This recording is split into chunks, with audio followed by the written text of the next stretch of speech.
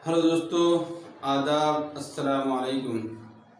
Sughra classes YouTube channel आपका इस्तकबाल और खैर मकदम करता है।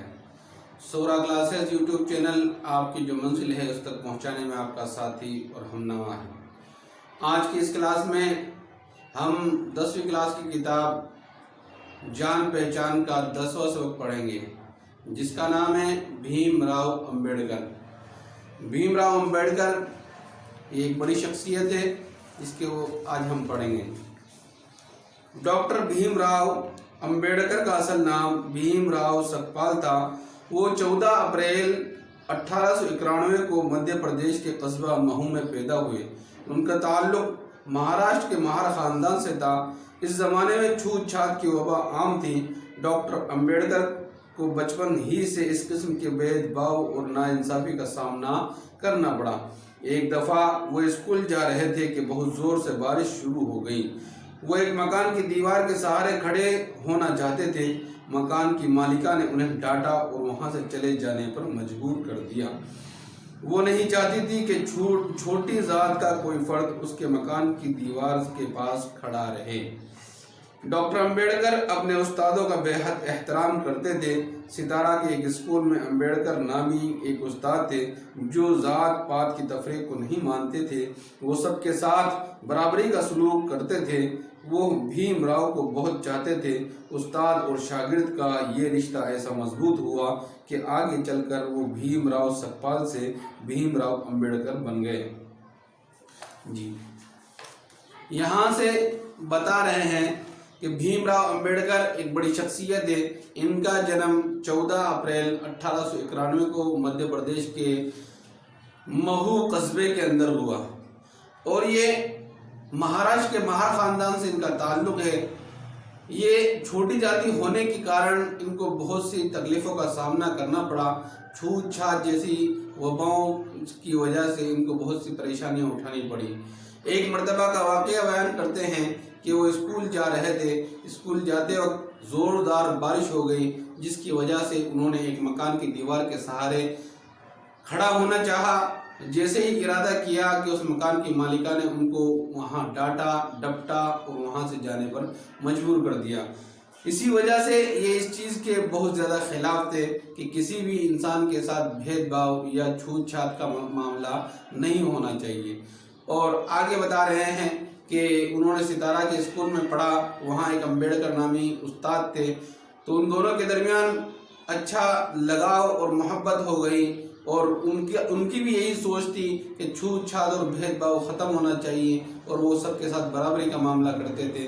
तो इसी वजह से भीमराव सकपाल ने अपना नाम भीमराव अंबेडकर कर लिया। तालीम हासिल करने के लिए अंबेडकर को कई रुकावटों का सामना करना पड़ा, मगर उनके दिल में इल्म हासिल करने का शौक़ और मेहनत का जज्बा था, इसलिए वो आगे ही बढ़ते गए। आखिरकार आला तालीम के लिए उन्हें इंग्लिस्तान जाने का मौका मिल गया।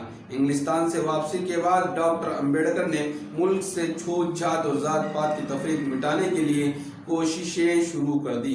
छूत छात की इस लानत ने मुल्क को काफ़ी नुकसान पहुंचाया। इसकी वजह से मुल्क का एक बड़ा तबका गुर्बत और जहालत का शिकार रहा। अंबेडकर ने अपने जैसे कमज़ोर इंसानों पर होने वाले जुल्म और नाइंसाफ़ियों के खिलाफ आवाज़ उठाई। गांव गांव शहर शहर जाकर लोगों को बेदार किया, उनके दिल से खौफ दूर किया और उनमें खुद एतमादी पैदा की। डॉक्टर अंबेडकर का ख्याल था कि समाज में बाइज़्ज़त ज़िंदगी गुजारने के लिए तालीम बेहद ज़रूरी है। तालीम बहुत सी बुराइयों को ख़त्म कर देती है। उन्होंने कमज़ोर तबकों की तालीम के लिए कई इदारे कायम किए और स्कूल और कॉलेज खोले। मर्दों के साथ औरतों की तरक्की पर भी तवज्जो दी। उनके लिए समाज में बराबरी के हुकूक़ की वकालत की। डॉक्टर अंबेडकर ने हमेशा कौमी इत्तेहाद और यगानगत पर जोर दिया। उनका अहम कारनामा हमारे मुल्क का दस्तूर है। जब हमारा मुल्क आज़ाद हुआ तो उसका दस्तूर बनाने की जिम्मेदारी डॉक्टर अंबेडकर को सौंपी गई। इसीलिए उन्हें भारत के दस्तूर का मेमार कहा जाता है। भारत का ये अजीम रहनुमा 6 दिसंबर 1954 को इस दुनिया से चल बसा। आगे कह रहे हैं कि ڈاکٹر امبیڈکر کو کئی مشکلوں کا سامنا کرنا پڑا، لیکن انہوں نے اپنی تعلیم کو نہیں چھوڑا، مسلسل تعلیم پر دھیان دیتے رہے اور آگے بڑھتے گئے۔ ایک مرتبہ ایسا آیا کہ ان کو موقع مل گیا کہ آگے کی تعلیم کے لیے یا اعلیٰ تعلیم کے لیے انگلستان جانے کا راستہ صاف ہو گیا۔ وہ انگلستان گئے اور وہاں سے پڑھائی پوری کر کے جیسے ہی واپس آئے تو انہوں نے اسی بات پر زور دیا کہ بھید بھاؤ کو ختم کیا جائے اور چھوت چھات جیسی وبا کو اس دنیا سے اور خاص طور پر ہندوستان ملک سے ختم کیا جائے۔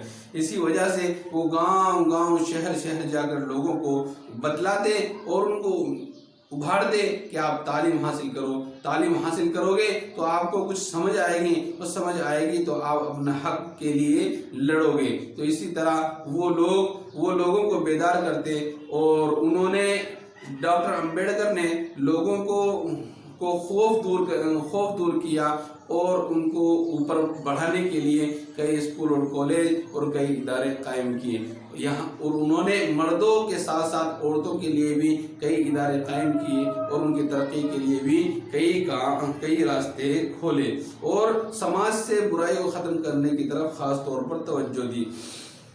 اور ان کا سب سے بڑا کارنامہ یہ ہے کہ جب ہندوستان ملک آزاد ہوا انگریزوں کی غلامی سے تو ان کو ایک بہت بڑی ذمہ داری ہندوستان کا دستور یعنی سنویدھان بنانے کی ذمہ داری دی گئی۔ انہوں نے اس ملک کے دستور کو بنایا، اسی وجہ سے ان کو معمار دستور ہندوستان کہا جاتا ہے۔ اور یہ عظیم ثبوت 6 دسمبر 1954 کو اس دار فانی کو چھوڑ کر دوسری دنیا کی طرف چل بسا۔ معنی یاد کیجیے: تفریق، فرق کرنا، خود اعتمادی، اپنے آپ پر بھروسہ، حقوق، حق کی جمع، معمار، تعمیر کرنے والا، بنانے والا، عظیم، بڑا، ذات، برادری، طبقہ، اعلیٰ، اونچا، بڑا، عمدہ، آخر کار، نتیجے کے طور پر، لعنت، ناپسندیدہ چیز، برائی، خرابی، بیدار کرنا، جگانا، دستور، آئین، قانون۔ غور کیجیے، ہر انسان برابر ہے، سماج میں سبھی کو برابر کے حقوق حاصل ہیں، قانونی طور پر کسی کو کسی پر برتری حاصل نہیں ہے۔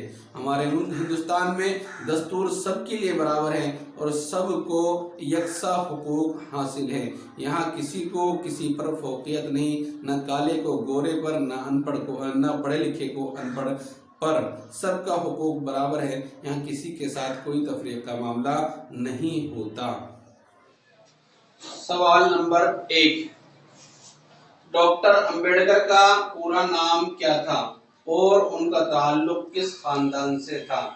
جواب: ڈاکٹر امبیڈکر کا پورا نام ڈاکٹر بھیم راؤ سکپال تھا اور ان کا تعلق مہاراشٹر کے مہار خاندان سے تھا۔ سوال نمبر 2، بھیم راؤ کے نام میں امبیڈکر کیوں شامل ہوا؟ جواب: بھیم راؤ جب ستارہ کے اسکول میں پڑھتے تھے وہاں ایک استاد تھے جن کا نام امبیڈکر تھا۔ وہ ذات پات کی تفریق اور چھوت چھات کو نہیں مانتے تھے۔ بھیم راؤ ان سے متاثر ہو کر اپنے نام کے ساتھ امبیڈکر شامل کر لیا۔ جی، سوال نمبر 3، چھوت چھات سے ملک کو کیا نقصان پہنچا؟ جواب: چھوت چھات کی وجہ سے ملک کا ایک طبقہ تعلیم سے محروم رہا اور غریبی جہالت کی زندگی جینے پر مجبور رہا۔ سوال نمبر 4، بھیم راؤ امبیڈکر کا سب سے اہم کارنامہ کیا ہے؟ جواب: ڈاکٹر بھیم راؤ امبیڈکر کا سب سے اہم کارنامہ ہمارے ملک کا دستور ہے جس کی ذمہ داری ان کو سونپی گئی۔ یہاں ایک قاعدہ بیان کیا گیا ہے: مذکر اور مؤنث کی تفریق جاندار کی طرح بے جان چیزوں میں بھی ہوتی ہے۔ مثال دے کے بتایا جائے: دروازہ کھلا ہے، मकान बड़ा है। इन दोनों में दरवाजा और मकान ये दोनों मुज़क्कर लफ्ज़ इस्तेमाल हुए हैं। इससे मालूम हो रहा है कि जानदार में तो मुज़क्कर और मुअन्नस की तफरीक होती ही है, उसके साथ साथ बेजान चीज़ों के अंदर भी मुज़क्कर और मुअन्नस की तफरीक होती है। दूसरा है खिड़की खुली है, दीवार ऊंची है। इसमें खिड़की और दीवार ये दोनों मुअन्नस इस्तेमाल हुई हैं। इससे मालूम हो रहा है ये दोनों क्या है, मुअन्नस है। आगे है मुज़क्कर मुअन्नस को अलग अलग कीजिए। ये एक बहुत लंबा चौड़ा मजमूआ 9-10 अल्फाज हैं जिसके अंदर मुज़क्कर और मुअन्नस इकट्ठे किए गए हैं, तो हमने इनकी तफरीक कर दी, अलग अलग कर दिया है। मुज़क्कर रास्ता, मौका, जुल्म, खौफ। मुअन्नस के लिए अल्फाज आए हैं तालीम, रुकावट, मेहनत, जहालत, ओम। खाली जगह बरिए। अंबेडकर का असल नाम खाली जगह था भीमराव सतपाल जी। आगे है 2 नंबर तालीम हासिल करने के लिए अंबेडकर को कई खाली जगहों का सामना करना पड़ा, कई रुकावटों का सामना करना पड़ा। 3 नंबर छूत छात की खाली जगह ने मुल्क को काफी नुकसान पहुंचाया, छूत छात की लानत ने।